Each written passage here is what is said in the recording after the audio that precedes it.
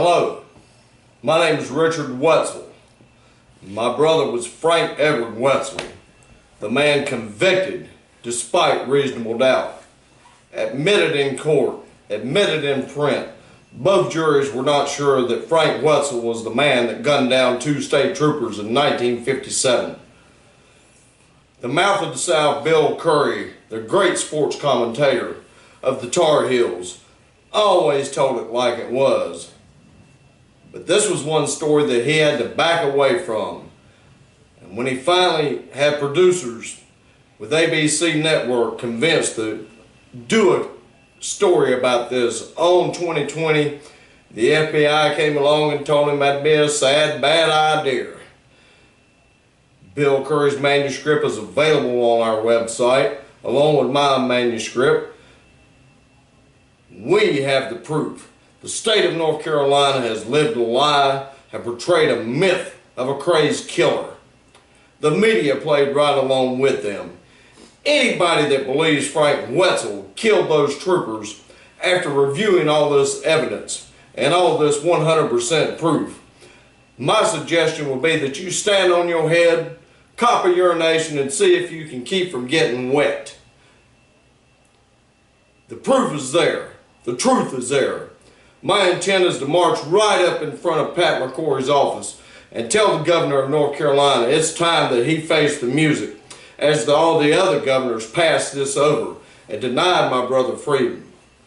Even Louis Colombo, the former chairman of the parole board, asked Governor Easley to commute Frank Wetzel's sentence to time served. He knew he was innocent.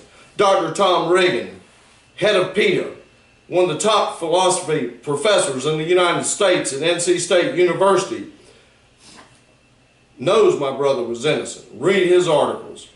The astounding Helen Fergossi of the United Nations Press Corps, famous human rights author and activist, firmly believes Frank Wetzel's innocence. All these people did not just pick up the paper and read. They did investigations, as I have. I've spent hours in the library researching all the newspaper archives. All this is assembled now on the FrankWetzelProject.com. My challenge is that anyone that still thinks that he's guilty after reading this evidence, go out and try and do the 112 miles in 1 hour and 48 miles in 20 minutes that the state says Frank Wetzel accomplished to kill those troopers. The famous mouth of the South said the king of NASCAR, Richard Petty, couldn't do that mess in the Batmobile. And I'm here to tell you that the Highway Patrol can't do it, but they sure paraded to the parole boards each year to make sure Frank Wetzel stayed in prison and lived out their lie. They were covering up the colonel, sergeant at the time of the murders, that rose to be the colonel, Ed C. Guy, and working in cahoots with J. Edgar Hoover. Ethel Merman. And not to mention the good old boy sheriff down there in Richmond County, R.W. Goodman. When I get done, R.W., we're going to change the name on that bridge to Frank Wetzel. And you folks better believe it. You'll see me in public dressed as the man in striped pajamas until my funds are there to hire the legal defense that I need. And furthermore, when the profits roll in, we're going to make a movie of this complete mockery of justice conducted and condoned and lived and died by the state of North Carolina. Right now, if you think I'm madder than Roy Williams at halftime of losing to Kentucky. And I'm here to tell you I'm not going to stop until justice is served for my family's namesake. God bless any of you folks that help us. Send this out to all your friends. I need this video to go viral.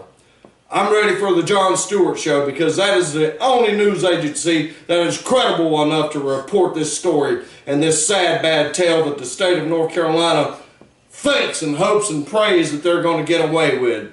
Well, I got news for you, Tar Heels. I'm a Tar Heel true and a Tar Heel blue.